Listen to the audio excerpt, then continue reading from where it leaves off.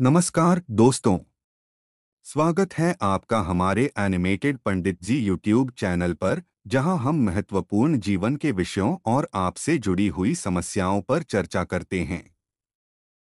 आज हम बात करेंगे एक ऐसे विषय पर जिसका असर हम सभी के जीवन पर पड़ता है, और वह है ओवरथिंकिंग। लेकिन हम इसे अध्यात्म और ज्ञान के एक अद्भुत स्रोत भागवत गीता के दृष्टिकोण से समझेंगे।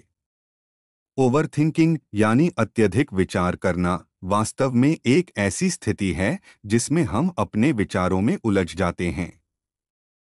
हम किसी एक समस्या या परिस्थिति का इतना अधिक पुनर्विचार करते हैं कि वह हमारी मानसिक शांति को छीन लेती है। चिंताएं हमारे मन को अंधकार में डाल देती हैं और हमें असहाय महसूस कराती हैं। पहले आइए बताते हैं कि ओवरथिंकिंग का असली मतलब क्या है।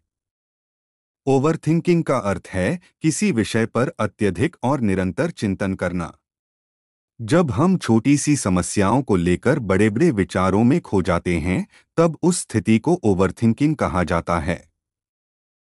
यह आदत हमारे लिए मानसिक तनाव का कारण बनती है और हमारे कार्यों में बाधा डालती है। आपने अवश्य सुना होगा, आप जैसा सोचते हैं वैसा ही बन जाते हैं। अगर हम सकारात्मकता की बजाय चिंताओं और शंकाओं में उलझे रहेंगे, तो निश्चित रूप से हमारे जीवन की दिशा में नकारात्मक प्रभाव पड़ेगा। भगवद गीता में श्री कृष्ण का एक महत्वपूर्ण संदेश है, विहाय कामान यह सर्वान पुमाश्चरेत सस्वरत। इसका अर्थ है कि जो व्यक्ति सभी इच्छाओं को छोड़कर अपने मन को नियंत्रित करता है, वह सच्चे अर्थ में स्वतंत्र होता है। यही वह विचार है जो हमें ओवरथिंकिंग से बाहर निकलने में मदद कर सकता है। दूसरे शब्दों में, जब हम अपने विचारों को संकुचित करते हैं और उन पर नियंत्रण पाते हैं, तब हम अपने मन की स्वतंत्रता प्राप्त करते हैं। ओवरथिंकिंग तभी खत्म होती है जब हम अपने इच्छाओं और चिंताओं पर विजय प्राप्त करते हैं। अब हम समझते हैं ओवरथिंकिंग का चक्र कैसे शुरू होता है। जब हम किसी समस्या का सामना करते हैं, जैसे कि पेशेवर समस्याएं, व्यक्तिगत रिश्ते या भविष्य के बारे में चिंताएं, हम उस पर विचार करना शुरू करते हैं।